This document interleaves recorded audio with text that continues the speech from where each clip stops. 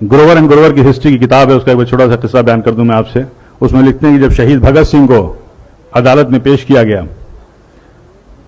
तो उस भरी अदालत में एक अंग्रेज ने उनसे सवाल किया कि 800 साल तक मुगलों ने हुकूमत की, तब तो आपने बम नहीं फेंका, और हमने सिर्फ 150 साल से हुकूमत की और आपने सेंट्रल लेजिस्लेटिव असेंबली में बम फेंक दिया। उसका बहुत अच्छा जवाब भगत सिंह ने दिया था कि देखिए, मुगलों ने जो हम पर राज किया है वो हमारे दिलों पर राज किया है, और उन्होंने इस मुल्क को सोने की चिड़िया बना दिया है, और इस सोने की चिड़िया की चमक से आप 7 समुंदर दूर से यहां तक आए हैं, और यहां पे आने के बाद अगर आपकी हुकूमत को अगर एक लफ्ज में, एक लाइन में कहा जाए तो वो ये कि आपकी हुकूमत एक स्पंज की तरह है जो गंगा के किनारे हीरो और जवाहरात को चूस करके इंग्लैंड में जाकर के टेम्स नदी के किनारे निचोड़ती है, और वो इंग्लैंड मालामाल हो जाता है, और उस दौलत के मालामाल होने के बाद उससे आप अपनी तरक्की करते हैं। मुगलों ने, पठानों ने यहां नहीं किया, इन्होंने यहां की चीजों को यहीं पे खर्च किया, यहीं पे इमारत बनवाई और यहीं की धूल में अपने आप को मिटा दिया। यह था भगत सिंह का जवाब। की छुपी नहीं है कि मुसलमानों का जो किरदार रहा है, जो कुर्बानियां रही इस मुल्क की तरक्की में, इस मुल्क की आजादी में, वो लासानी रहा है, बेमिसाल रहा है। और अगर देखा जाए तो ये मुल्क जो है, अगर आप तारीख में देखें तो हिंदुस्तान जो हमारा मुल्क है, मुत्तहिद मुल्क नहीं था। बेशुमार राजा रजवाड़े थे, रियासतें थीं, उस पर हुकूमत करते थे उन पर।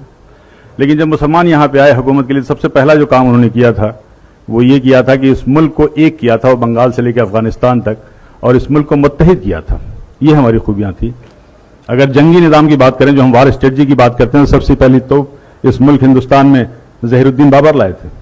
पहला जो रॉकेट था वो शेर मैसूर टीपू सुल्तान ने बनाया था, और ये तारीख में दर्ज है। बल्कि जो विलियम कॉन्ग्रेव था, जो कि एक्सपर्ट था इसका, वो अपनी किताब में लिखता है ये कि उनकी शहादत के बाद 1799 में जब शहीद हुए शेर मैसूर टीपू सुल्तान, तो उसको उन्होंने 1801 में जब्त करके वो इंग्लैंड ले गए, और 1801 से लेकर के 1805 तक उस पर तहकीक करते रहे, रिसर्च करते रहे, समझ नहीं पाए कि इसका सिस्टम क्या है, इसकी डिज़ाइन क्या है। तो उन्होंने एक किताब वहाँ से भेजी थी, और उस किताब का नाम था फतहुल मुजाहिदीन, और वो किताब आज भी पेरिस के म्यूजियम में रखी हुई है।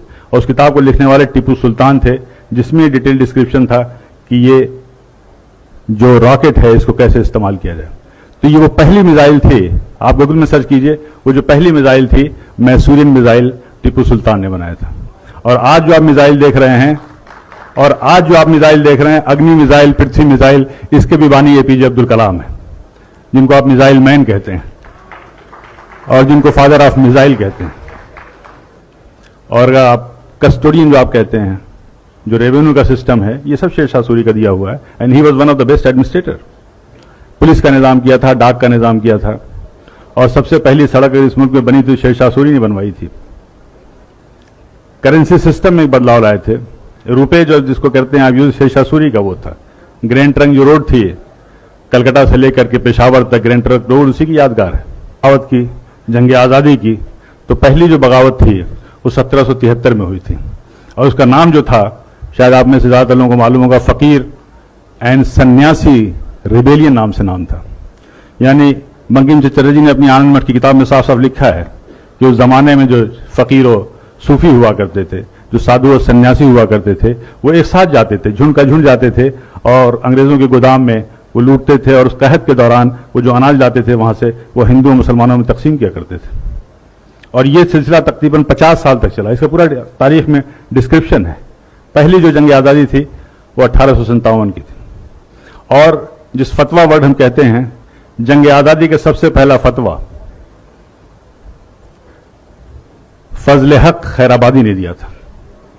अल्लामा फजल हक खैराबादी ने यह फतवा दिया था जंग आज़ादी में अंग्रेजों के खिलाफ मुहिम का, और उस फतवे का यह असर था कि दिल्ली जैसी राजधानी को हमने फतह किया था।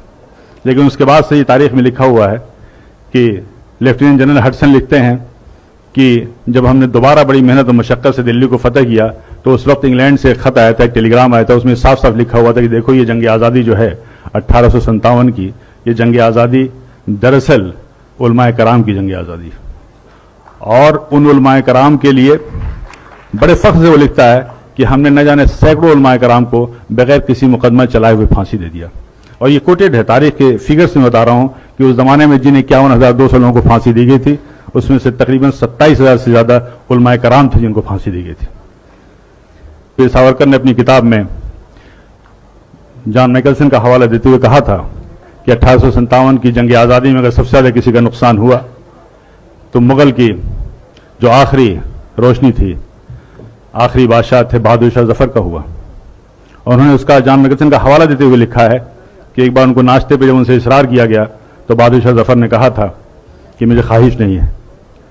उसके बाद से वो लिखता है कि हम लोगों ने उनकी आंख में जहरीले ऑइंटमेंट लगाना शुरू कर दिए ताकि उनकी बीनाई चली जाए। और उन्हें इस बात का इल्म था कि इस्लामी कानून में, इस्लामी शरीयत में कोई नाबीना अंधा शख्स कहीं का हुक्मरान नहीं हो सकता। और फिर वो दिन भी आया जब उनसे उनकी मर्जी के खिलाफ नाश्ते में उनके प्लेट पे लाल मखमल से ढके हुए 3 सर लाए गए थे, जिनमें 2 सर उनके बेटों के थे और 1 सर उनके पोते का था। ये थी कुर्बानियां। क्या जुल्म सितम के बाद भी मुसलमानों के लिए कहना पड़ेगा कि जंग आज़ादी में शरीक थे या नहीं? क्या अब भी इस उन्वान की जरूरत है? अब भी इस प्रोग्राम की जरूरत है? क्या चांद सितारों की मौजूदगी के लिए बहस होगी? कतई नहीं।